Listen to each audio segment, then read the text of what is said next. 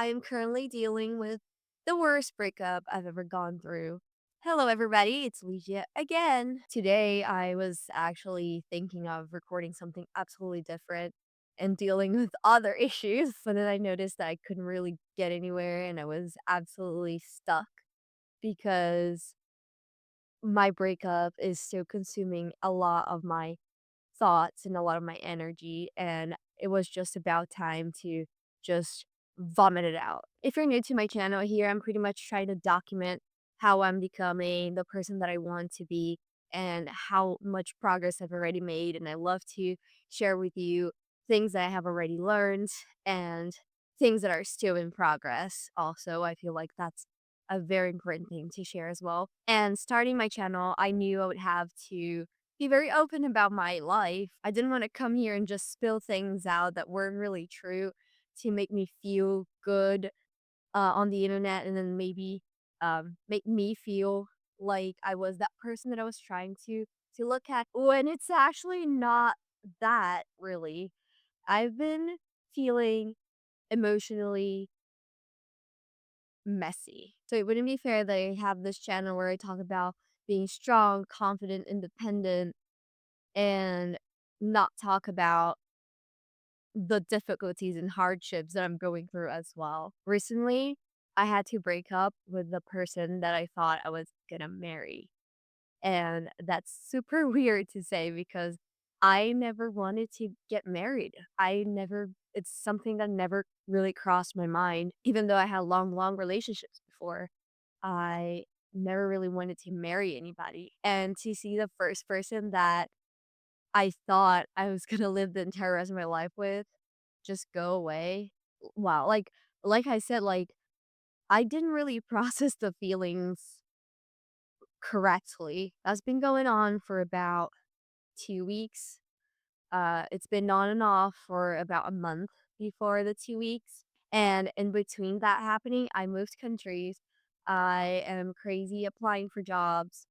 I am invested in this YouTube channel and making it work. I have my own business. I teach English currently. I'm helping my cousin out over at her house. It's there's a lot going on in my life right now. And I'm about to move countries again really soon. Having a breakup in the middle of all that, honestly, in my body, I felt like the breakup was completely unimportant and I kind of ignored it and set it aside. Like, I'll deal with it later. But every single day, it's that's in my mind. It all started in the end of my last relationship, where I was so fed up that I started watching things online about how to, like, get over relationships, and it wasn't really hard to get over my old relationship because it truly transformed itself into something that felt like it was more of a friendship rather than a relationship at that point. But one thing that I caught from the internet was to write down things that I wanted my ideal partner to have. I definitely got it from a YouTube video. I don't really remember the YouTuber, I'm sorry.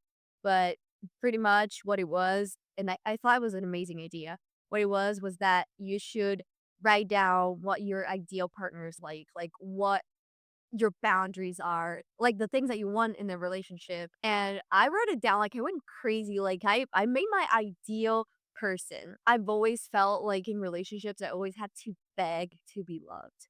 And I always had to really like ask for attention. And I was always so scared of being abandoned. And I know that comes from like much deeper places that I really did a work to become a person that I wanted a person to be in a relationship, you know?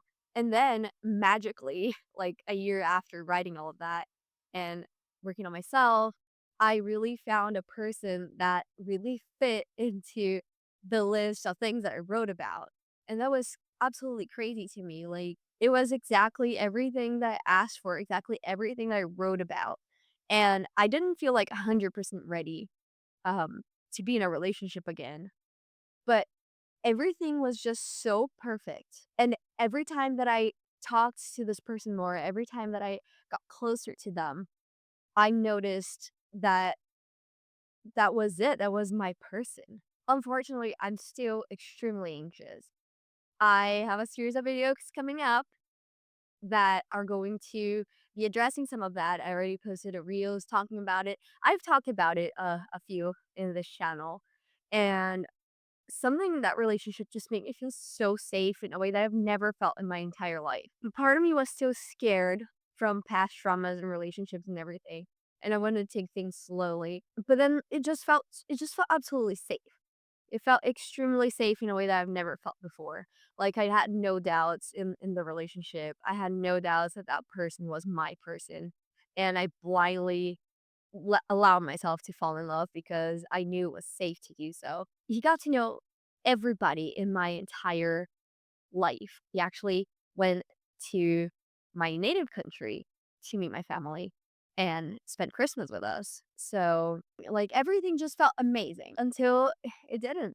Anyway, long story short, he started pulling away from me in a horrible way that I did not expect. I was being pushed away and have experienced every single thing that I hated going through in relationships, and the reason why I never wanted to go through a relationship ever again, and that was feeling abandoned, feeling disliked. Like, I always feel somehow that I'm bothering people. I felt like I was bothering him.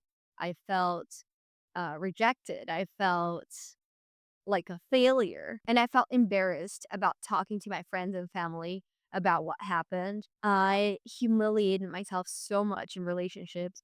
And in the beginning of the ending of this one, it was pretty similar. And trying to convince him that I was lovable and convince him that I was the best thing for him. And he couldn't let me go, and trying to convince him to make me stay and to like beg me to stay over at his house, and I would do, like, all sorts of witchcrafts, and then I noticed that I was doing exactly what I did not wanna be doing, which was begging to be loved. And there are many, many, many things that happened that kept me wanting to believe that it was just a phase, that it would go away, that everything would go back to normal, and everything would get better.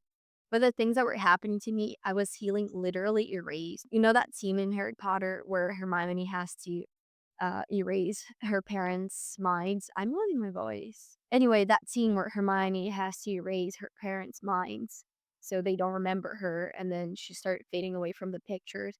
That's what I was feeling like, and I wasn't about to be feeling like that. Like, I knew I didn't deserve that, and then everything got a little better for a second, but it was all because I was trying. I was trying to go after it, and then I just decided to just walk away from that situation. Every single day after that, I just kept wanting to receive a message that never came. Now, I guess is the part 2 of the video of how I talk about how I coped with it, how I got over it, or am rather getting over it, and what it's like to break up. And if you're going through something similar, I hope it's helpful to you. But before that, I'm gonna drink some water because my voice is going away. I guess that because everything was just so about this breakup, I dissociated from it. Like, I really didn't wanna believe that that was happening, so I just ignored it and thought it was a phase and thought everything was just gonna go back to normal. But things started to just not change and just keep changing for the worse, and I just felt super lonely. So I dissociated. I started working on my own things. I thought, like, "I'm just gonna be strong and I'm gonna do my own thing, like, my life's not gonna stop because of you." So I went on and lived my life, but I never really stopped to process how hurt I was from all of that. Because having a person that you thought was the love of your life treat you like you don't exist was the hardest thing that I had to face when dealing with man. And it's ridiculous, especially because I didn't want to be in a relationship anymore when I started dating him. And you probably heard that before, especially if you've gone through breakups, if you're going through one. But going through breakup is just like going through grief. So you have the right to feel sad. You have the right to cry about it and be angry. But relationship grief, for some reason, is a little worse because when you lose someone to death, that person, that being is gone. And you can't do anything but accept it. But in a relationship, it's so much harder to accept it because the person's right there. Like, you can call it, like, they're right there. They're just not there in your life anymore. And that's super rough. The worst grief I've ever gone through was my dog Tom, especially because I had to learn and understand that nobody will really understand your pain because people are not living in your shoes. So nobody will ever understand what you're going through. Like I didn't want to talk to my friends and family about what happened. I can make a whole video about going through that also, but hearing people say that like there's you can just get another dog or there's so many other people out there is not really what you want to hear in those situations. Because of all the stress with the camera, I forgot to say something really crucial that I wanted to say. And that is all about the fantasies we make in our minds about the person, because losing a person to a breakup is so much like grief that when a person dies, we really just think of the good things about the person. We romanticize that person so, so, so much, and we honor their memory. But then when we have a breakup, we tend to do the same and we just think of the good things about the relationship, maybe things that happened like years ago. And then we forget to see the bad things that led us to the breakup. Unfortunately, like, we have to think of the bad things in the beginning, and then we can have the good things as good memories, as things we loved and want to have in maybe a future relationship or a relationship with ourselves. And also, if we really make a reality check of a relationship, we can see that most of the things that we remember and romanticize and that were great came from us rather than the person. But at this point where we're trying to get over somebody, we have to remember the messed up stuff. And then in the future, we can nourish the good memories and just keep them. Things started getting a little better. Like when I was brave enough to admit to my parents from my exchange program family that I was with them at the time what was going on and like have my dad hug me. That hug, like he didn't say anything, we didn't talk about it, but that hug was so freeing and we really like sometimes we don't really have people to support us, but sometimes we do and we take it for granted. If you're going through anything similar like a breakup, a grieving someone, just really truly accept the love, accept like sometimes you can say like I don't want to talk about it, but I just want to be with you. Like reach out to them and if you're a person that has a person going through that and you're trying to support them, try to be that support for them. Like don't really try to force them to do anything, but maybe invite them to like I don't know, go roller skating. And I definitely started getting much, much better when I started focusing on the love of friends and spending time with my family. And I know that it sucks. Like I had my entire life planned out after I met this person. And I had my dream life in my head. And at the moment where they broke me, like they broke my trust with my feelings in a way that was way worse than I got cheated on before. Also, if you want another video about it, I can make a video about it. But nothing was worse than having my trust broken, than having this person saying how much they mutually loved me and have to understand that they didn't anymore. Another thing I really didn't want to admit to myself, and that helped me heal a little more when I truly did, was that I didn't want to admit that that hurt me so bad. Like, I didn't want to admit that that was so controlling of my emotions in everyday life. And I didn't go after him anymore. That was a whole other point. Like, I feel like you have to be strong, like, no matter what. Like, do not talk to their family. Do not try to reach out to their friends that are mutual friends with you, but like you met through them. Like, you can still be friends with them in the future, but try to, like, at least for like the first month, not talk to them at all. Try to really not reach out if they reach out to you, depending on what it is, you can answer, you can judge it, but don't be the person reaching out to them because that will make you feel bad. Like I know that it would make every time that decided to send them a message anyways, I would feel so bad. And it was just much better to like, even though it sucks, even though it hurts, even though every single day I want to send him something that reminded me of him, I just don't. Like, I'm just really trying to be on my own, doing my own thing. But it's just because you're not gonna see you're not gonna have contact with that person, you're not gonna create fantasies in your head. Like, I did not exclude from my head the idea that it maybe it's just really something that is gonna be fixed and that we'll be together someday, but it's not healthy to stay in that mindset, and it's not healthy to accept that the person's just gonna come back and be like, "Hey, sorry, I'm ready now for having a relationship with you," because that's just absolutely dumb shit. In the future, I do not want the person that he presented me. I do not want the person that is flaky. I do not want the person that says one thing but does another. I don't want a person that can't really live up to his words and promises. And I don't want a hot and cold person. So, really, we need to get over it. We need to get over that relationship and that person because that person, that relationship, do not serve us any longer. Okay, I'm so sorry that the quality of the video decreased a lot, but I just really need to finish off this video, and this has to be the video. I could never record it again because I feel like I would never be as real as I am being right now with the situation and being helpful. So I'm just gonna conclude the video with some more things that I want to say. We can't control people's feelings. We can control our feelings.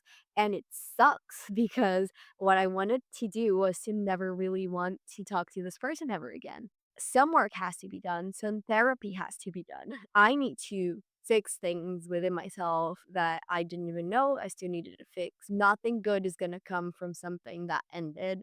And if it ended, there's always a reason why. To sum up, blocks everywhere. Classic.